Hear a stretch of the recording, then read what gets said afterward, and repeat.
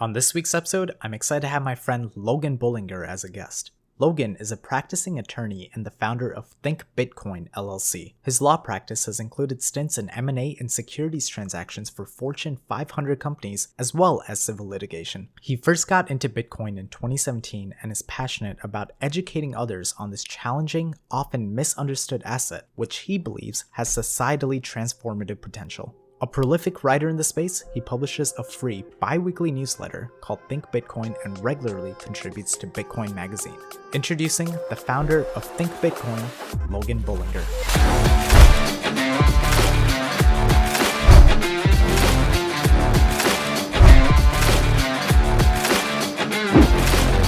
Welcome back to the show, everyone. Today, I have a very special guest. His name is Logan Bolinger, and we actually met on Instagram about a year or so ago during the pandemic, and we've never met in person, but he is actually my resource for anything related to Bitcoin. Logan actually just started his own company.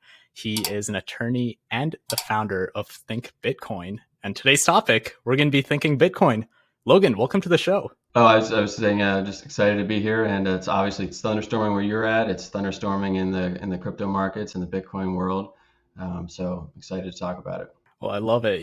So you started trading, or you started getting into Bitcoin in 2017. So tell us about that journey. How did you get introduced to Bitcoin, and why Bitcoin out of everything else that's happening in 2017? Yeah, so it's kind of there's a pretty common story in the Bitcoin community that, or it's kind of an adage, I guess, that it takes every person multiple encounters with Bitcoin for it to kind of stick. It was certainly true for me. I first encountered it in 2017. I was, I think, on a plane or a train or something, and I was listening to the Tim Ferriss show, and he had Nick Szabo on, and Nick Szabo was a cypherpunk, and he was talking about this crazy thing called cryptocurrency. And I started listening to it, and I was like, what the hell is a cryptocurrency? I had no clue. Totally mind-blowing episode, though. I was, it was pretty long, 2 hours, I think, and I was fascinated. So I was in law school at the time, and I did what I was pretty used to doing when I'm interested in something, is I bought a book about it and started reading about it.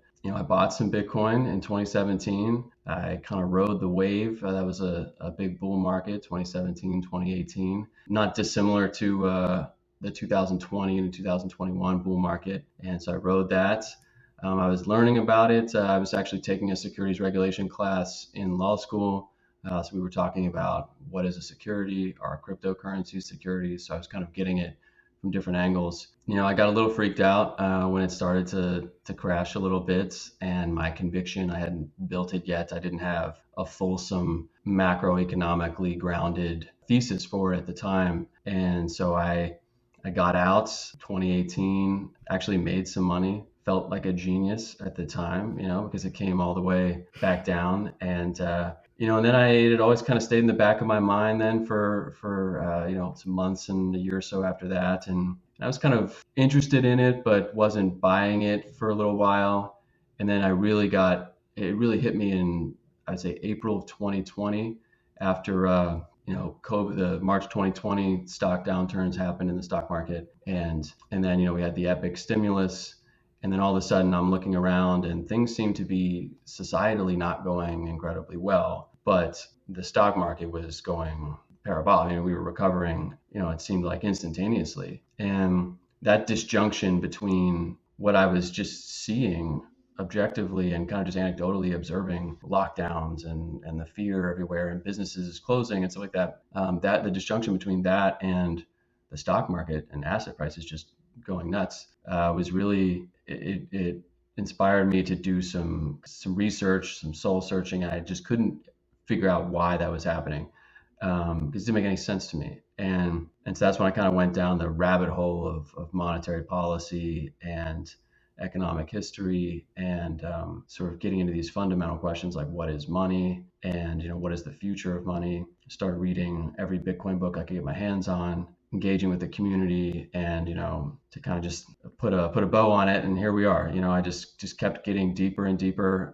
into it and learning more and more. And it's a pretty humbling intellectually. It's a humbling journey, and you're always learning. You never fully understand it. It's so interdisciplinary, which is kind of why I love it. And so here we are. Now I'm just recently started a Bitcoin company. I read a Bitcoin newsletter now, and I'm trying to build a larger ecosystem for Bitcoin education. Wow. So it started out as almost a speculative play in 2017. Is that what I'm hearing? And then you realized, hey, there's actually some potential for this a few years after the fact. Yes, that's correct. It was totally speculative at the beginning, and yeah, there was, which I think is pretty common. I think there's another saying in the community where you come for the number go up and you stay for the revolution. So, and that's kind of people are drawn in by the price, but you get some skin in the game, and it forces you to actually learn about it because you have skin in the game, and you want to know about the thing that you've spent money on. So Yeah, absolutely. So let's back up a little bit and just talk about what is Bitcoin at the most fundamental level. Let's say you're talking to someone who's never heard of it. How would you explain Bitcoin to them? I would say there are two different ways to look at Bitcoin, and they're obviously highly related. There's Bitcoin, the network, which is Bitcoin with a capital B. And there's Bitcoin, the currency, which is the currency of the network, and that's with a lowercase b, which is very similar to, I mean, I'm sure people are, Ethereum is a network, capital E, and then you have ETH is the currency that underpins that network. And I would just say, at its most fundamental its most fundamental level, Bitcoin is just a decentralized ledger. It's a digital ledger. It's immutable. So there's no third party intermediary who's like a bank that's sort of sitting in between transactions and routing them and sort of deleting money from VJ when he sends it to me and adding money to my account. Or vice versa. There's none of that. And so what that does is it opens up a lot of really cool things that you can do. You can send cross-border transactions because you don't need these sort of multi-day or week-long sort of intermediaries to bless every transaction that goes across borders. Bitcoin, the network doesn't require the trusting any individual user or obviously trusting an intermediary. It's censorship resistant. So really, I think we in this part of the world, we focus on Bitcoin as an investment. Basically, we think, oh, I'm gonna just park some money in Bitcoin and just watch it go up. Whereas in the rest of the world, which is leading an adoption, it's in most of the world, a huge percentage of the world lives under authoritarian regimes, lives under double-digit inflation, and Bitcoin becomes a way to be mobile with your money, to keep your money from being degraded in value by whatever regime you happen to be under. And so that usually when I am introducing people to Bitcoin, or when people ask me what it is, I try to sort of steer away from, we could talk about the technical side of it, and we could talk about blockchains, and that's, fancy and cool and hip. And blockchain as a technology is very cool. But I think it's certainly more interesting to me, and I think more compelling for people who are new to it, to present just the use cases for it and to say, okay, here's what you can't do with a fiat currency. And for any viewers who are unfamiliar with what that means when I say fiat currency, I just mean a currency that's not backed by a commodity, whether that's gold or oil or something like that. It's just a floating currency that, I mean, fiat literally means by decree. So we have the Federal Reserve that basically tells us what the cost of capital is. And so, yeah, but I think I like to lead with the use cases of Bitcoin, and particularly sort of getting people to think a little bit outside of their own privileged financial bubble. Of comparatively speaking, we live in a relatively, I know sounds heretical to say now, but historically we've lived in a relatively comparatively low inflation environment. Obviously, these are not great times for inflation for us, but so we're kind of used to a comparatively stable currency, political regime that, again, speaking comparatively, is stable for the most part. And so we tend to view Bitcoin more as this weird thing that's, is kind of a speculative bet, whereas the rest of the world is kind of catching on and saying, oh, wow, this is a way that we can kind of be sovereign with our money, and also for countries to attempt to escape some of the challenges of existing in a global financial system where the dollar wields so much influence, which can be really difficult for emerging markets. And so, yeah, that's usually what I lead with. Okay, so just for someone who's again never heard of Bitcoin, why is this different than the Ethereum network, and why are they comparable, or do they even serve the same function, or are they just completely different things? This is a fantastic question, Vijay, and so the short answer is they're definitely different. There are some key ways in which they are different. And I also think I like that you asked, do they do different things?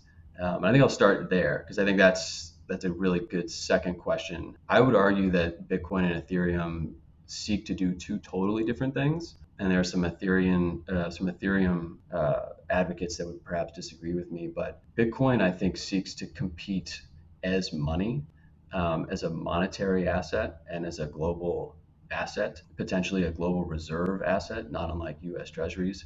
But I do think it is seeking to compete with money, as a money, whereas Ethereum is seeking to sort of, and this is the way that Ethereum people who work on Ethereum would describe it, is it's seeking to kind of be a global computer. It's almost a new layer of the internet, which has money involved. So, and Ethereum is compared to Bitcoin is quite complicated, and it's almost, I would argue, overly complicated. And I think its sheer complexity now is creating some scaling issues. And Ethereum has a roadmap to transition into something called ETH 2.0, which is sort of a second, bigger and better version of Ethereum. But the reason that that's being undertaken, that transition is being undertaken, is because Ethereum is basically seeking to be this world computer. There's so much data and so many apps and stuff being built on Ethereum that its blockchain is really crowded. The fees to use it are really high, and it's trying to do a lot.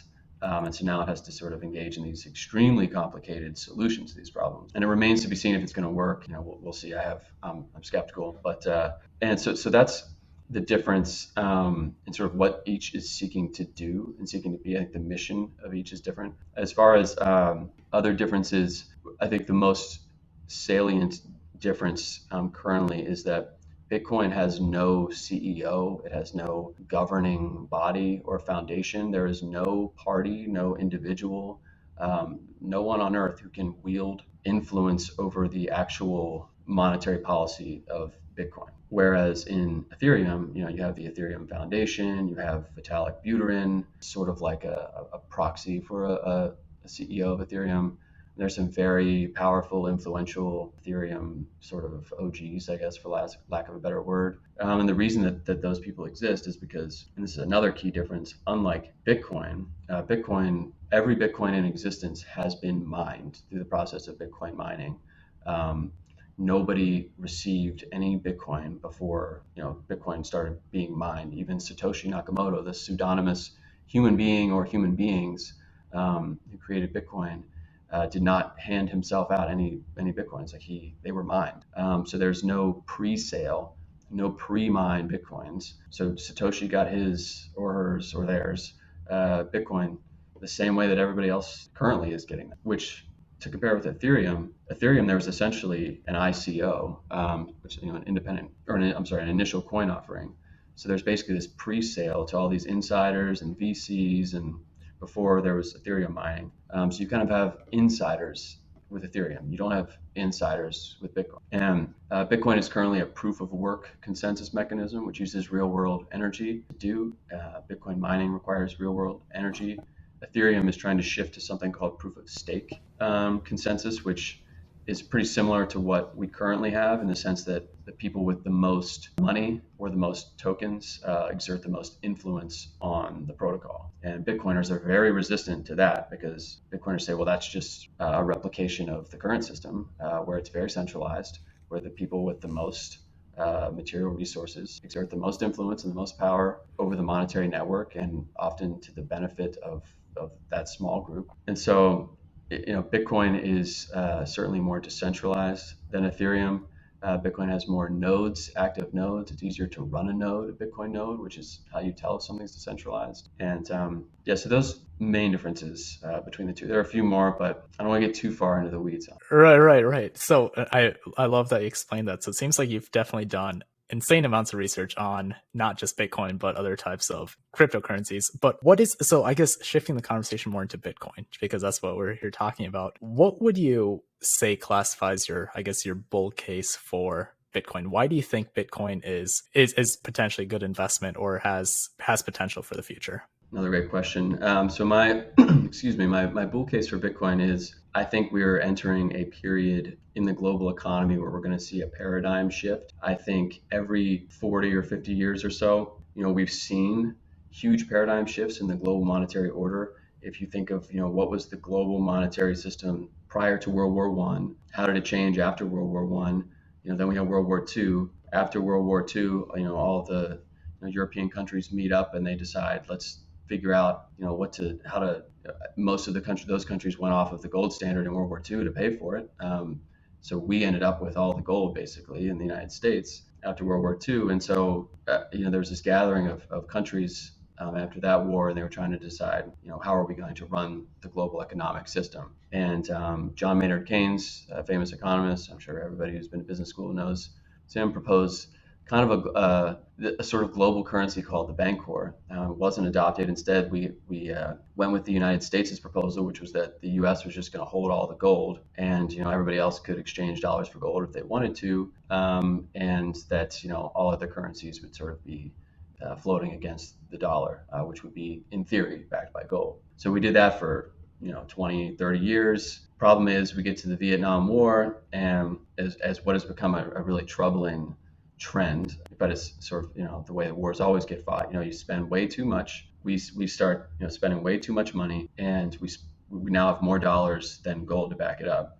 So then we have another shift that happens in the early 70s because of this, because France realized that there wasn't enough gold to back the dollars, so they start getting worried. They send a battleship over to the United States and say, give us our gold. And Nixon in 1971 closes that gold window, and that was a huge paradigm shift. That now we go from being sort of backed by gold, kind of ostensibly, in theory, backed by gold, to backed by absolutely nothing. And the dollar in the early 70s, when Nixon closed that gold window, that was a paradigm shift moment where Nixon and Henry Kissinger had to figure out, okay, now that the dollar is not tied to anything, how the hell do we keep it stable? Because there's nothing backing it now. And so they came up with this idea that came to be known as the petrodollar system, which is basically a series of agreements that the United States made with countries in the Middle East, Saudi Arabia in particular, and some other countries, where we basically said, if you price all oil contracts in dollars, which creates a global demand for dollars, we will provide defense, essentially. We made this deal, and that's been basically, it's called the petrodollar because it's kind of like dollars for oil. But what it does is it allows the United States to run up these massive deficits, because Saudi Arabia and countries in the Middle East and all the oil contracts get done in dollars. They take the dollars and they buy U.S. treasuries with them. They buy our debt.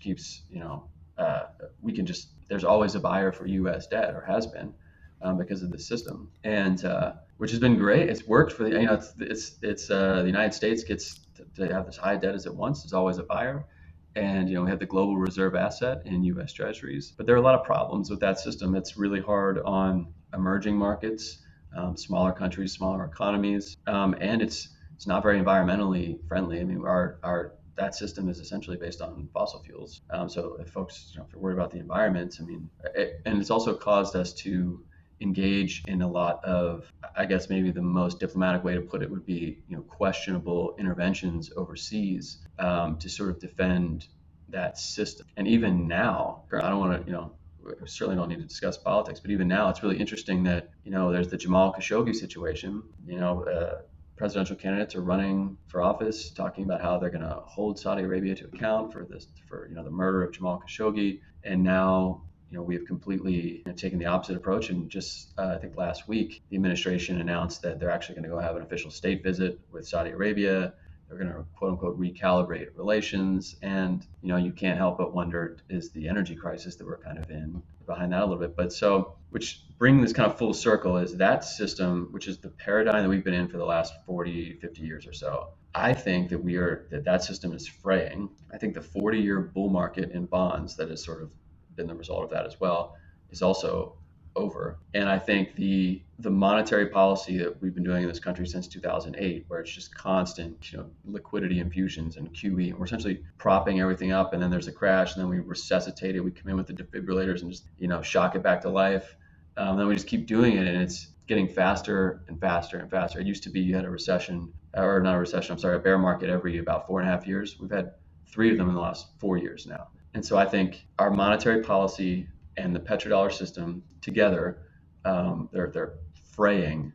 And I think Ray Dalio at I think it was at Davos recently. He said, we're entering this period where people are going to start to ask, what is money? And I think he's kind of hinting at a potential paradigm shift. And I think Bitcoin is positioned, to continue to monetize and to continue to be more and more relevant, more and more important, and for a lot of parties, more and more essential or urgent in the coming years. I think it's a slow. I don't think it's happening tomorrow.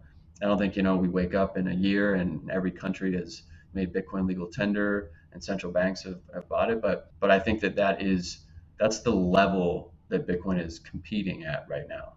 So I think it's becoming a globally important asset for that reason. Got it. So let's talk about, I guess, a bear case. I mean, that was a great bull case and why you think Bitcoin will be prominent in the future. But in your opinion, what are some reasons you think Bitcoin will just disappear, if any? And let's hear about that. Great question. So it's tough for me to imagine a scenario where Bitcoin outright disappears, right? Because we've had large countries, try to quote unquote ban Bitcoin, but the problem is Bitcoin is not tied to a location. It's a decentralized network of nodes and users that are all over the world. So China has sort of tried to ban Bitcoin like 100 times, never really works because it's kind of an impossible thing. That being said, I think recently I was on another podcast and was kind of asked a similar question about risks to Bitcoin that people don't talk about. And I think there's this a lot of Bitcoiners will talk about game theory in Bitcoin and say, oh, well, there's such a first mover advantage to nation state adoption of Bitcoin that of course, once a few countries adopt it and it's useful to them, other countries will be incentivized to do so, and then we just kind of the dominoes just fall and we get this global adoption of it at a nation state level. I don't think it's that simple. I think if we've learned anything from history is that they're what Bob Dylan would call simple twists of fate, and just lots of variables that can come into play that would prevent that from happening. I think it's possible. I mean, I think you have China and Russia are both stocking up on gold, have been doing so for about almost a decade. Do I think it's possible that there's kind of a play by a different block of countries towards kind of like reviving a gold standard type of thing in at least one sphere of the world, that would certainly not be a Bitcoin standard. It would actually be it would be a return to sound money, which is what Bitcoiners mostly advocate. But it wouldn't be to Bitcoin; it would be to gold. I think that's a possibility that would create. I think we're already moving towards a multipolar world where it's not just the United States is the single global hegemon economically, but where we have Russia, China, and some other countries exerting their influence on one side of the world and kind of monetarily starting to exert their influence and wield some power there, and the United States and Europe and other countries on the other side of the world. So I think the risk is you get a totally balkanized, totally deglobalized world where there's multiple different reserve currencies, reserve assets happening. Or I guess the biggest risk to Bitcoin, and this is almost is comical to bring up, but if central banks would just get their act together essentially and just stop inflating the currency, increasing the money supply by like 40% in a 2 or 3 year period. If we stop doing that type of stuff, the level of manipulation of the money that's been going on for the last. If Jerome Powell woke up tomorrow and said, you know what, I'm a new man, and we're not going to do any of this stuff anymore, then that's the worst bear case for Bitcoin, because Bitcoin was invented in response to central bank bailouts, basically. So I think the biggest risk is central banks behaving well. The second biggest risk is geopolitical stuff leads to a comeback of gold or something like that. Yeah, those are probably the two most salient risks that I can think of. Got it. Thanks so much for going over that. I've heard of some rumors. Of course, I haven't dived deep into this at all about a potential cryptocurrency created by the Federal Reserve. What are your thoughts on that, or something that may be coming up? Yeah, so they are definitely looking at it. I think they're notoriously slow at examining the possibility of doing stuff like this. Federal Reserve is not exactly known for its innovation or being innovators, but yeah, so it would be called a CBDC, central bank digital currency. I find the prospect of that. China's working on a similar thing. I find the prospect personally. I think it's kind of terrifying for the following reasons. It would essentially allow personalized monetary policy. So we would all basically it would be kind of like smart cash. So it would be first of all, trackable. It would be tied to you. There would be certain, bio indicators that it would be tied to. But if the Federal Reserve said, oh, wow, we need to stimulate the economy, we need people to spend more money, we think VJ has too much money in savings, which is, it's your choice if you want to save money, right? I mean, or if you want to invest it in something, or maybe you're saving it for a down payment for a house. Or maybe you just like to save money, you like to feel secure. But they could say, okay, what we're going to do is take all of the CBDC money that VJ has in his bank, and that would be all the money that you have because it would all be CBDCs, central bank digital currencies. And we are going to, they would be programmable. So they would be able to program into that a negative interest rate as long as you held it in savings, which would essentially incentivize you to then go spend it, and to not save it. You would be losing money then, actively with a negative interest rate if you were keeping it in the bank. And those are the types of capabilities that would be baked into CBDCs. That's kind of the debate that's happening a little bit in Congress right now, is if we were to have a CBDC, how do you keep it, first of all, private? Cash is extremely private. People, Bitcoin sometimes gets an unfairly bad rap for being, quote unquote, used by criminals, but the overwhelming majority of crime is done in cash, and criminals prefer to do it in cash because cash is not traceable. You can buy anything with cash, and there's no way to trace that transaction, whereas Bitcoin transactions occur on an open ledger. So it is kind of easier to find at least the wallet address. But there's debate going on in Congress right now about, okay, if we are going to do a CBDC, should it mimic the privacy of cash? And I'm really pessimistic that would be the case. And I worry about a CBDC where there's no privacy to transact, and it's programmable, and so that your money is essentially endlessly manipulable at the very, very personal level. At literally the level of the money in my bank account or your bank account can be manipulated instantaneously with a keystroke by somebody at the Federal Reserve to be worth more or less. So to answer your question, yes, they're working on it, but it's kind of an Orwellian, in my mind, sort of an Orwellian project. And a lot of they're kind of working on it in the EU, I think, as well, and the European Central Bank and the Federal Reserve. I mean, they've had some of these. They sort of sold it as like this. Oh, we'll control your money, and you'll own nothing, and you'll rent everything, and everything will be great, and you'll be happy because we'll just make sure that. And I'm not trying to say these are bad people at all. I'm not trying to sound like a conspiracy theorist, but I'm just saying that it's scary to me to have our money be manipulable at that granular level. Yeah, oh my gosh, never even thought about that. Thanks so much for going into that. I want to back up a little bit to something you said earlier about how you can't just ban Bitcoin. And so you said that, especially on the ledger, if I make a transaction in Bitcoin, you could trace it back to me, right? Theoretically.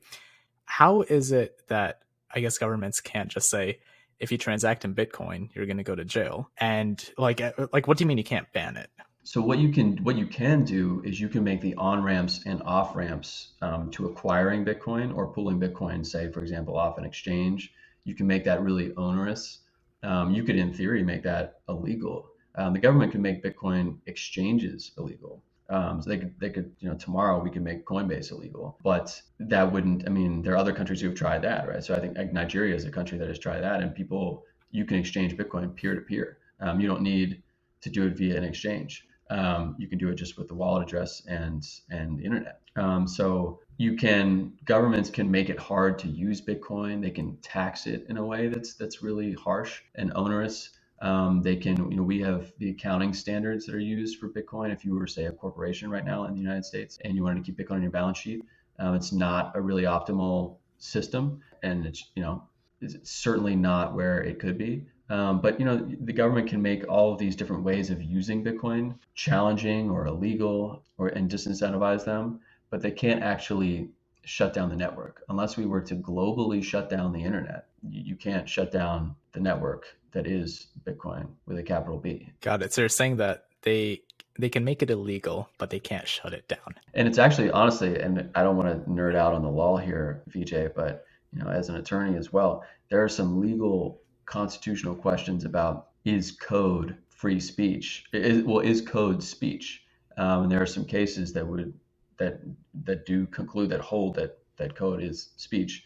So the idea of there's some other property issues. I don't think the idea of banning Bitcoin or banning Bitcoin ownership in the United States, at least under our legal system and our jurisprudence, would also face some legal challenges. And it's also just, I think, bad policy because the crypto industry as a whole. I mean, this is a rapidly growing industry. This is an industry that's going to produce jobs. It's going to produce tax revenue. Bitcoin mining is going to produce tax revenue. And the United States has become a center of Bitcoin mining. That's kind of, the America could make it very difficult to use Bitcoin or to hold Bitcoin tomorrow, but all it would do is just incentivize people to offshore. We would just businesses would start incorporating in other countries, and I think that's why you see there was a bipartisan Senate bill that was just proposed last week, co-sponsored by Senator Gillibrand in New York and Senator Lummis in Wyoming, and it's this bipartisan bill that's trying to put a regulatory framework that's not too restrictive or harsh, that allows for innovation, but also puts some guide rails on the industry so that regulators aren't kind of playing in the dark and that companies aren't playing in the dark, but so that also it allows for companies to innovate. It allows for this industry to grow, and kind of says, hey, we want to be able to do that here in the United States because it's good for us. Got it. Okay. So I guess switching gears a little bit too, because you actually mentioned this a little bit earlier about the energy consumption when it comes to Bitcoin. And I know it sounds like I'm just drilling at you with all these questions, but it's I just love it, BJ. I these love are it. just, I guess, hot They topics are. about why people are so bearish on Bitcoin. Yeah, yeah. So the energy consumption one is, I mean, that is a deep can of worms. So I'll just start by saying that a lot of the environmental criticism of Bitcoin's energy consumption starts or kind of begins with a premise that is not actually usually not a correct understanding of how Bitcoin even uses energy. Two of the most popular cited academic, I'm going to put academic in quotes for these two particular papers, but these papers that get used in support of popular environmental criticism of Bitcoin. One of them is written by an author named Alex DeVry. He is a former Dogecoin blogger. I kid you not. He used to write a blog. I think it was called the Doge Economist. Now he goes by the Digiconomist. He is he's a graduate student and he is like an employee of a Dutch central bank. And he wrote this paper talking about the per transaction energy costs of Bitcoin. And this paper, and it's really truly bewildering how influential this has become, given the credibility or lack thereof of its author. But it's been cited by members of Congress, but that paper hinges on this idea that there's a per transaction energy cost of Bitcoin, and that is patently factually untrue. There is not a individual Bitcoin transactions do not carry energy payloads. There's no such thing. There are blocks of transactions, and the amount of electricity used at any given time on Bitcoin has nothing to do with the amount of transactions being done. It has to do with the amount of energy being spent to mine Bitcoin, which secures the network and keeps the network from being attacked. So there's that paper. There's another paper by, I forget first name. Somebody's last name is Mora, Mora. And that was based off like an undergraduate paper and has been debunked multiple times in the same journal that originally published it.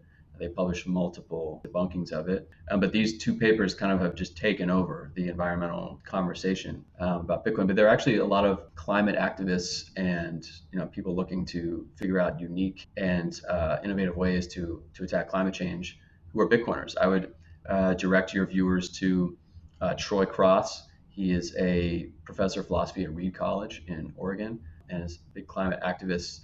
Writes a lot about it. He has a podcast. He's great on it. He's a member of the Bitcoin Policy Institute, as is Margot. I don't want to mispronounce her last name, but it's Paez, and she goes by Jyn Urso on Twitter, Jynurso.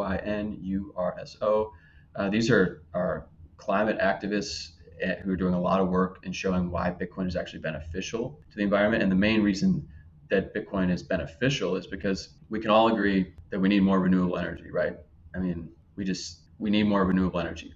The problem, there's an economic incentive problem to renewable energy, is that it's hard for it to be profitable because the wind blows at different times of the day, the sun shines different times of the day, and you need to have energy available when people need it. and so you need to kind of like balance the load on an electrical grid. And we currently, there's no incentive to produce the amount of renewable energy that we would need to turn the grid green. And so what Bitcoin does, seeks out basically, the Bitcoin miners seek out the lowest cost energy, which is normally, especially in this part of the world, renewable energy. And so Bitcoin, actually, there's a monetary incentive there to build out more renewable energy. I mean, you can mine Bitcoin with hydropower, solar power, geothermal power. El Salvador is doing it with volcano power, basically. So I mean, you can, and then because of the monetary incentive, it can galvanize and incentivize a more robust building out of renewable energy infrastructure, which then the rest of the grid can use. And Bitcoin miners also do things like flared methane gas, which is just sort of this extra methane that gets pumped into the atmosphere at different sort of power plants. Bitcoin can actually use that and reduce the emissions of that. Bitcoin is basically like this energy kind of cockroach, where it will just go and it can kind of like eat up bad energy and keep it from going up into the atmosphere. And it can also incentivize the building out of more renewable energy. So I mean, it's a very divisive issue, but there's a lot of misinformation out there with respect to the energy consumption of Bitcoin. And I want to point out, because I think it's worth noting, and I figured this question was going to come up, so I did double check my numbers. But since the Paris Agreement, I don't think that Bitcoin should be compared to, its energy use should be compared to, people like to say, oh, we use as much energy as, pick some small country or whatever. I think it should be compared, the Bitcoin energy usage should be compared to the infrastructure of the current monetary system, because Bitcoin is competing to be a monetary system globally. Since the Paris Agreement in 2015, the top 60 banks and investment banks have invested $4.6 trillion, trillion with a T, into fossil fuels.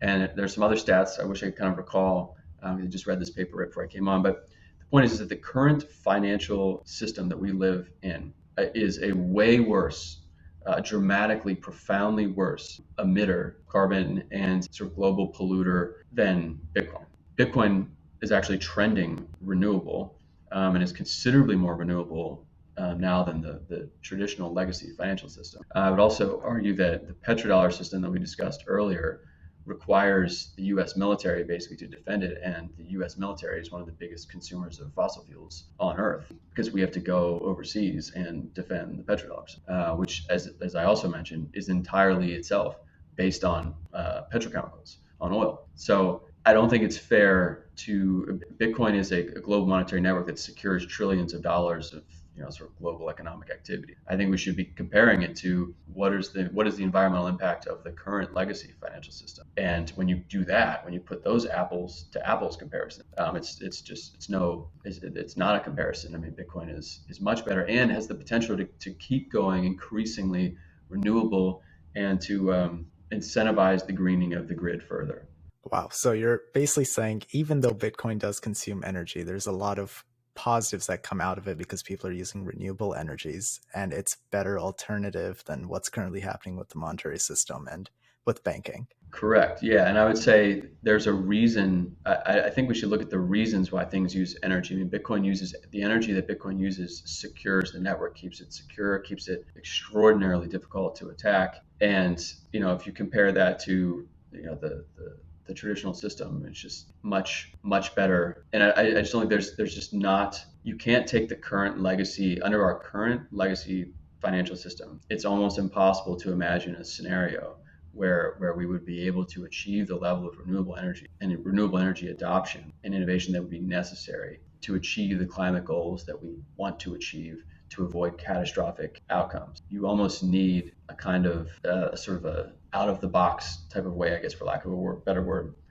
to address this pretty intractable problem. And I think Bitcoin can be that. I mean, there's a lot of work that needs to be done there, and this is not my sort of niche area of expertise within Bitcoin, but I think there's a lot of potential there for Bitcoin to do a lot of good, and I will provide many resources for your show notes, if people are interested, in this particular point about Bitcoin, because there's so much misinformation out there, and I get it. Like, Bitcoin is not easy to understand. You can't just spend a weekend and you get it and then you can talk about its environmental impact, but it's important to kind of do the work and read the resources of people who have done the work, especially about the environmental stuff. That's great. Yeah, we'll definitely put that stuff in the show notes. But I do have a few more questions for you. So clearly you're bullish on Bitcoin. I mean, that's why I started your own company with Think Bitcoin, and you're so deep in this rabbit hole. But what do you think is going to happen with Bitcoin's price? And of course, not financial advice. This is purely just a conversation. I mean, at the highs, it was close to 70,000. At the time of this recording, it's close to 20,000. So that's over a 70% decrease,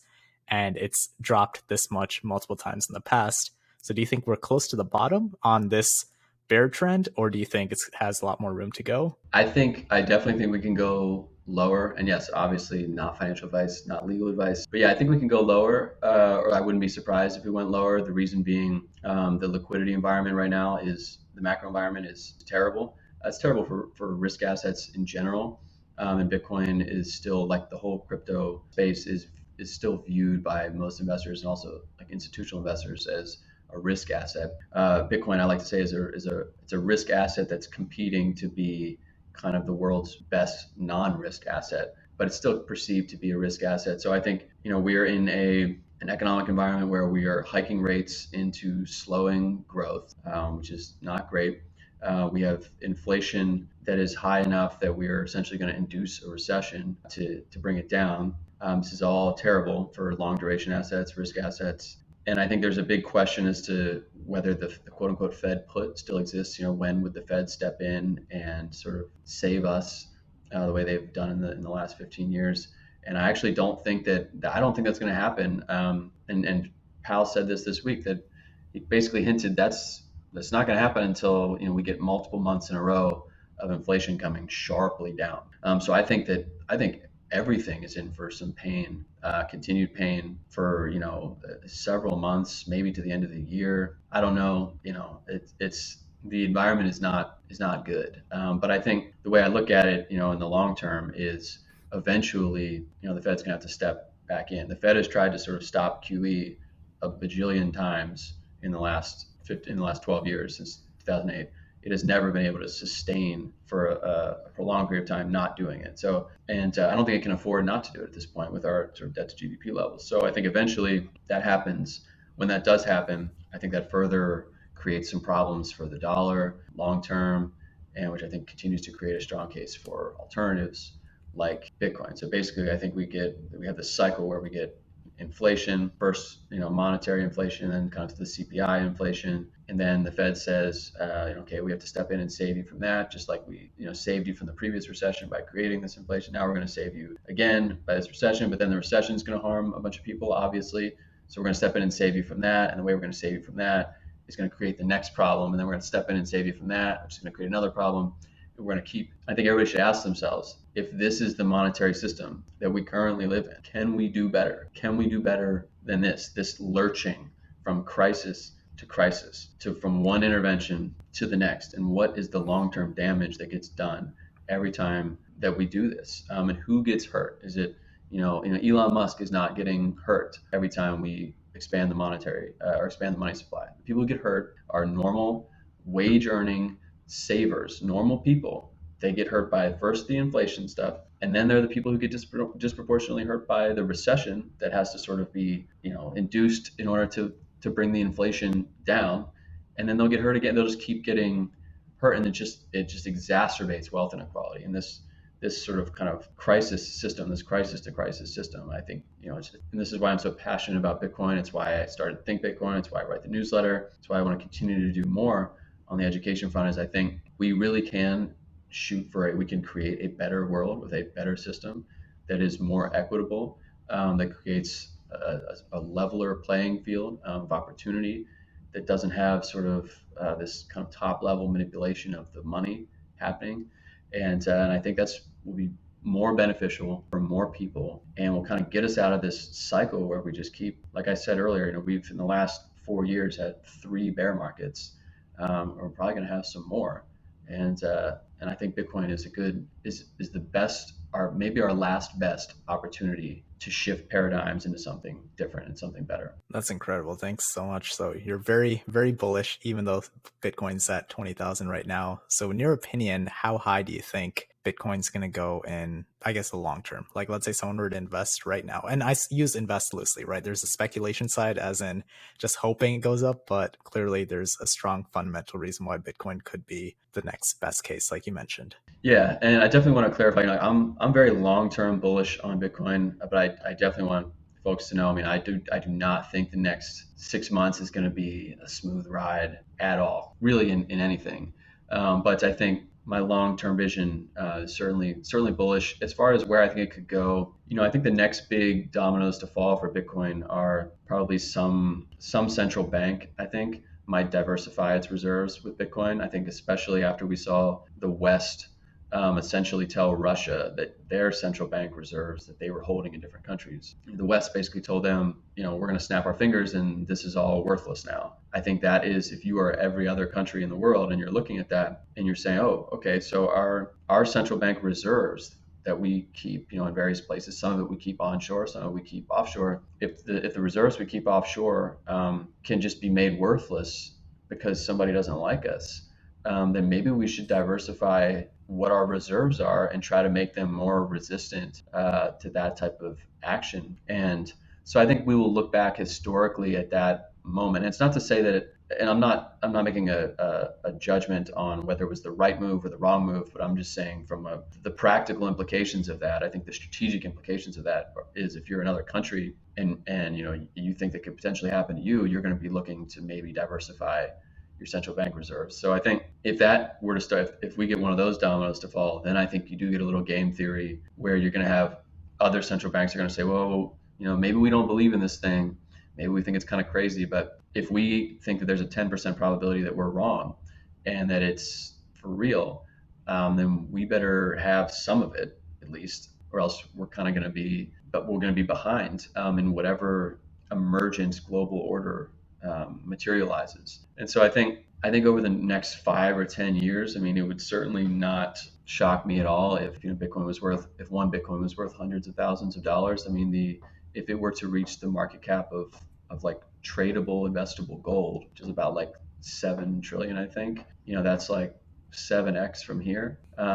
I think over the next decade, that's kind of modest. I mean, I think Bitcoin can certainly be more than gold. I mean, there's a lot of investing money out there that's looking for something sound and something like a hard money alternative, especially with global debt levels at what they are. I mean, I think eventually people might start to look to protect themselves a little bit with non-fiat options.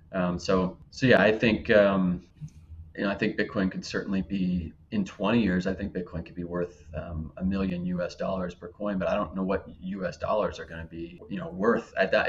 At some point, it's like, is it the denominator, the fiat currency denominator, is that being degraded really fast, or is it that Bitcoin's value is going? It's almost like fiat currencies kind of fall against Bitcoin, if that makes sense. There's a cool chart of the price of gold. This is speaking to Bitcoin's volatility right now, because obviously it was 70, now it's 20, and it's done this before. If you look at the chart of gold priced in German marks in Weimar, Germany, it's like the craziest chart you've ever seen. I mean, it's a complete roller coaster, but like up a staircase, and eventually it just goes a parabola at the end and goes straight up. And obviously, Germany at that time went through hyperinflation, and I'm certainly not suggesting that we were like on the verge of hyperinflation or anything like that, but it's a good example of when you have a currency that is kind of losing its value with some speed and some velocity against a hard currency that is not, that people are kind of fleeing to. And I think that stuff kind of happened pretty quick. So yeah, I guess I would say, to wrap that up, I would say, I think six figures in 5 or 10 years, maybe seven figures in 20 years. And these are kind of total guesses. I think Bitcoin tends to move in like 4-year cycles. So the next cycle, I think I would be shocked. I'd be surprised if we did not touch six figures in the next cycle, which will start in 2024 as the next halving event in Bitcoin. So 2024, so you're saying it's going to be half the price as it is now? No, so when I say halving event, the way that Bitcoin mining works is that every time a new block is mined, the miners are rewarded with a specific amount of Bitcoin. And that amount of Bitcoin is programmed every 4 years to get cut in half. So what that does is it reduces the supply of Bitcoin gradually over time. So that's like the stock to flow of Bitcoin. So over time, less and less Bitcoin, fewer Bitcoins are actually minted until you hit 21 million total, and then there are no more minted. But every 4 years, the number of new Bitcoins that are coming on to the network being minted into existence gets cut in half. And so you have this, it's kind of like perfect, economics 101, supply and demand. And you have increasing demand, shrinking supply simultaneously. So the next time that gets cut in half is 2024. Usually we get a new cycle starts to ramp up like in advance of the halving, 6 months or so. And it's called the halving, which sounds like a Lord of the Rings thing or something. But yeah, so that's going to happen. We're about halfway through the current cycle, looking towards the kind of the bear part of the cycle, which is normally what happens, and then kind of picks up again in advance of the next halving. And in that cycle, that's where I would anticipate the cycle before this one topped out at about 20K. We obviously topped out at about 70 here. And I would be surprised if the next one was not into six figures. Wow, okay. Looking forward to that halving event. So, wrapping up a little bit here, Logan, tell us more about Think Bitcoin LLC, your new company. Yeah, so we are new. We're starting out. I've been writing a newsletter every week. It's now every 2 weeks. It's called Think Bitcoin. I've been doing that for about a year, and I started doing that because, as you could probably tell, I mean, I have a lot of fun researching this stuff, talking about this stuff, trying to educate both myself and then carrying that on to others about Bitcoin, because I think it's just such an important asset, an important thing to know about. And so I decided to incorporate Think Bitcoin because I want to create a larger, a more expansive, more robust educational kind of ecosystem with, under the umbrella of Think Bitcoin, in addition to the newsletter. And what I'm working on is I want to explore the different ways that different people implement the underlying principles of Bitcoin into their daily lives to improve their lives and to live better lives, because there are some principles of the Bitcoin network itself that are just kind of good life principles, and I think lead to healthier, happier, more fulfilled living. And so I want to start to do more around those themes and talk to more people who are kind of living the Bitcoin life and getting into the culture of Bitcoin, I guess, which is certainly multifaceted and very diverse and varied. But I'm really interested in exploring that. So I'm working on some projects that are going to do that. In addition to the newsletter is going to keep happening, publishing this weekend, and it goes out every other Sunday. But so this weekend, I'm going to be talking about the bear market, how to prepare for it, how to survive it, how to think about it, sort of my outlook. When do I think we're getting out of it? What do I think we should look for? And just some good perspective to keep, while it's going on, and just ways to stay sane, while the price is going down and the world seems like it's blowing up and all that type of stuff. So hopefully, people will find it useful, and maybe we'll provide some solace for some folks who may be stressed out. But that goes out this Sunday. And yeah, I encourage if any listeners are interested in learning more about Bitcoin, definitely reach out. I have the newsletter, it's thinkbitcoin.substack.com. I'm on Twitter, pretty active on Twitter at the YFI. And yeah, I'm happy to talk Bitcoin. Pretty much anytime. My DMs are always open. Any questions, feel free, reach out, and we can talk. That's great. I love all the impact that you're making on this world. So thank you so much. And the last question I have for you, or I've been saying this for a while, but what are some, I guess, resources outside of your newsletter, which I'm definitely going to link in the show notes, that people can use to learn more about Bitcoin? What are some of your favorite books or YouTube channels or accounts to follow? Yeah, so some of my favorite books, I think if people are interested in learning about the technology aspect of Bitcoin in a way that's really easy to read and easy to understand, I would recommend a book called Inventing Bitcoin by Jan Pritzker. Jan is Y-A-N, and Pritzker is just like J.B. Pritzker, the Pritzker family, spelled that way. It's very, very short. It's probably 90 pages, and I'm not a tech guy. I'm not a computer scientist or a software engineer, so that stuff is intimidating for me, the technical side of it. And that book really helped me a lot. So I recommend that for people who want to learn about the technical side of Bitcoin. If you want to learn kind of more about the macroeconomic side and kind of like the central bank type stuff that we were talking about, I would recommend the book Layered Money by Nick Batia, N-I-K, Batia is B-H-A-T-I-A. He has a Substack as well called the Bitcoin Layer. That's really good. The canonical Bitcoin book is Saifedean Ammous's book, The Bitcoin Standard, which is sort of essential reading as well. For folks interested in the environmental stuff of Bitcoin, I would recommend Professor Troy Cross, following him on Twitter. There's a group of philosophy professors that write a lot of papers on Bitcoin. They go by resistance money is their moniker. If you just Google resistance money Bitcoin, you'll probably find them. They are Professor Craig Warmke, who is at DeKalb in Indiana, I think. Professor Andrew Bailey, who was at Yale. I'm not sure if he still is anymore. Bradley Rettler, who's a professor at Wyoming. And so those are good. They're looking at Bitcoin from more of like a progressive social and environmental perspective. So I recommend them as well. And VJ, I can show you some more recommendations too. We may put them in the show notes. I kind of have an endless list. If you do subscribe to my newsletter, what I like to do with every issue is I kind of round up the best content that I've encountered on a given week, which is my way of trying to expose as many people as I can to a lot of what I think are the best voices in Bitcoin, the people coming at it with really interesting ideas and pushing it in different directions. And so even if you're not interested in what I have to say, worth subscribing just to see, the other people that I will link you to. And I will constantly be doing that because the Bitcoin community is a pretty kind of communal, collaborative space where we're all kind of working together to advance this thing and to think about it in new, interesting ways and to challenge each other about Bitcoin. So definitely check that out too. Awesome. Well, I'll link all this in the show notes. Logan, thank you so much for your time. This has been an incredible conversation. I'd love to continue talking, but we already hit over an hour. So want to thank you again for your time. Yeah, thanks so much, VJ. It was a lot of fun, and always happy to do it again if you want. Hey, it's VJ. If you liked this video, you are going to love this video. Make sure you click it, leave questions in the comments, and I'm here to help however I can. Hope you have a great day.